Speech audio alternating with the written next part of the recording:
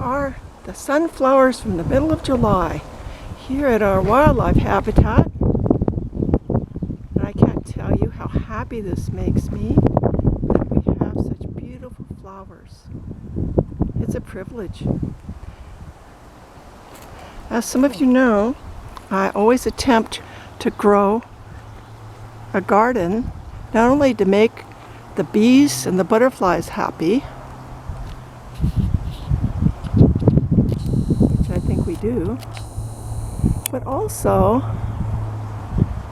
I love the thought that we have a garden that Van Gogh or Monet would have been very happy with painting. Because we know how Monet loved flowers. He had his very, very famous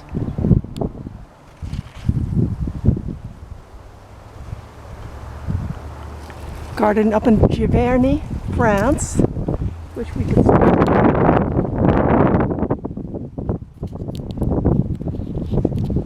Which I'd love to.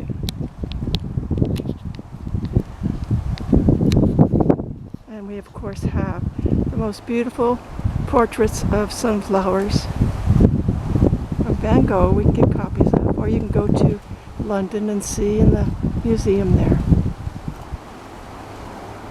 Have a lovely sun-filled day.